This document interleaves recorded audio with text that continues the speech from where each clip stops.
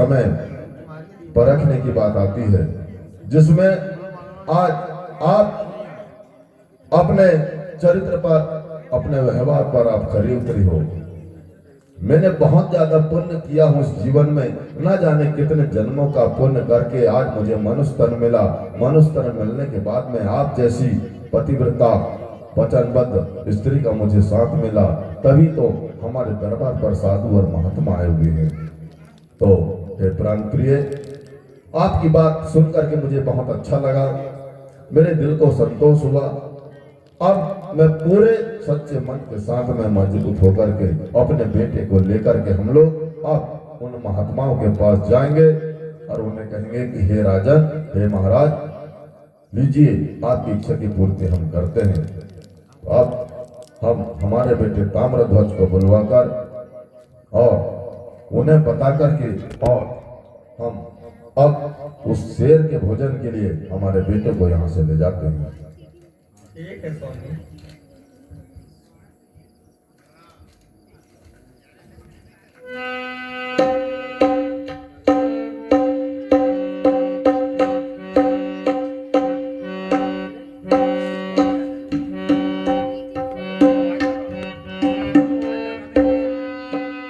बेटा ताम्रध्वज, बेटा ताम्रध्वज, आप जहाँ कहीं पर भी हो, आज ही बेटा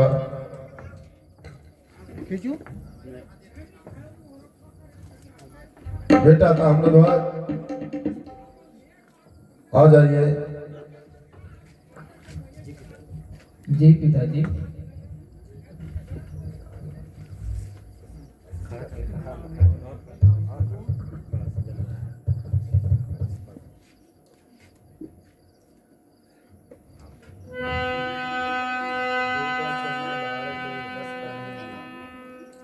बेटा छोना लाडले वत्से कन्हैया लाल, आज आया है अचानक आया तेरा।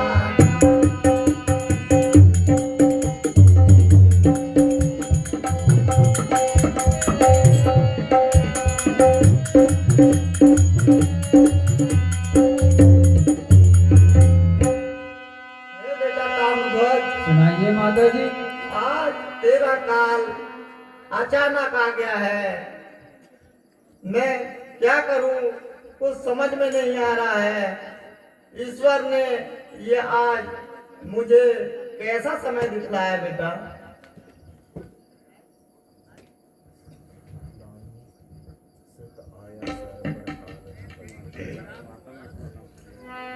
सुत आया सर पे काल न बचे।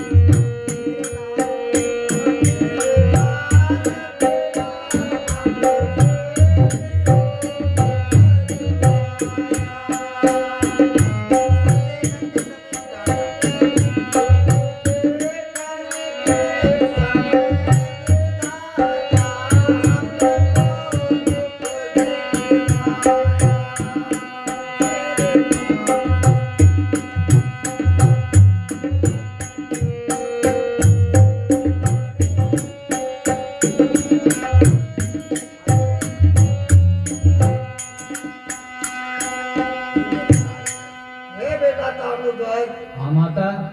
आज हमारे बीच में एक ऐसा समय आ गया है जब हमें पुत्र का सुख लेने का समय आया, तो ईश्वर ने हम ऐसा समय लाके ऐसी परिस्थिति निर्मित कर दिया है कि इस समय आपका काल आ चुका है पुत्र। अभी आपकी उम्र तो खेलने की है, लेकिन काल जब आता है तो बता कर नहीं आता, वो कभी भी किसी भी समय आ जाता है। यही हाल बेटा ताम्रध्वज आज अपने परिवार के ऊपर काल की छाया आ चुकी है बेटा।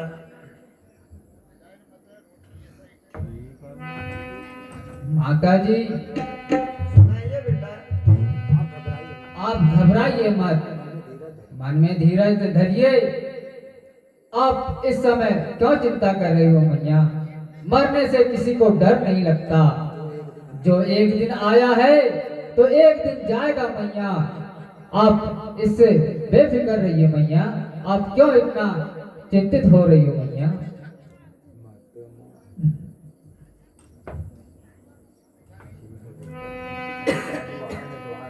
ठीक है बेटा। हाँ मैया। दो साधु आएगा,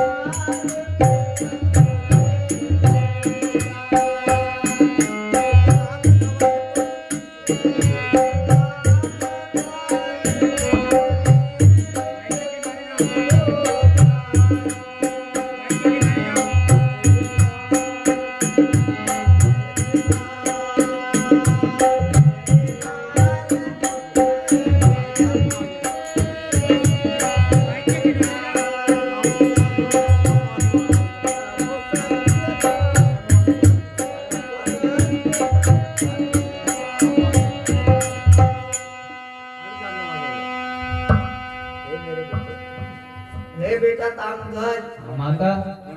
इस समय में अपने महल में दो साधु आए हुए हैं और उन साधु के साथ में एक वनराज भी है, शेर भी है,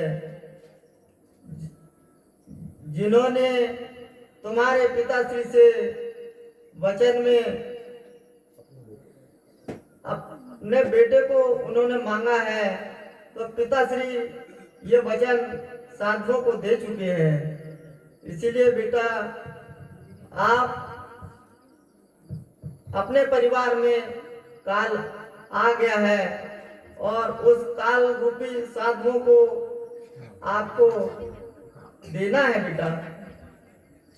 हे माता जी, मैं बहुत भाग्यशाली हूँ जो इस सत्य के लिए हमारा अंग उन साधुओं के लिए आप दे रहे हो मैया।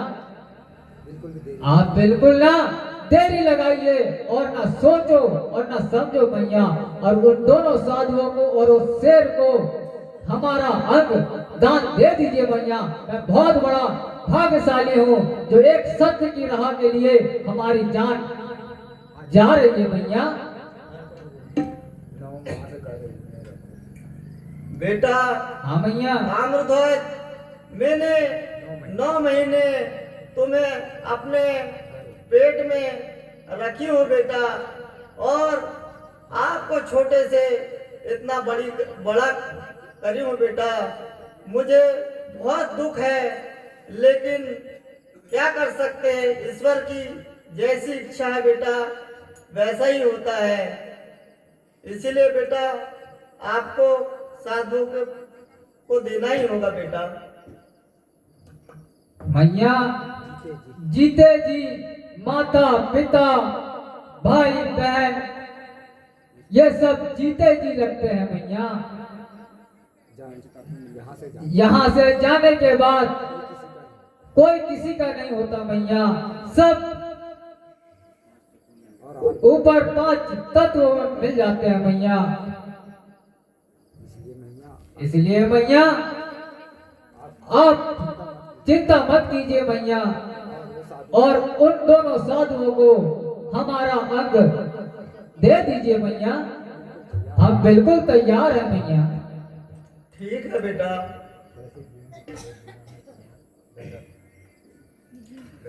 कैसे जीऊंगी बेटा तुम्हारे बिना, हे बेटा बेटा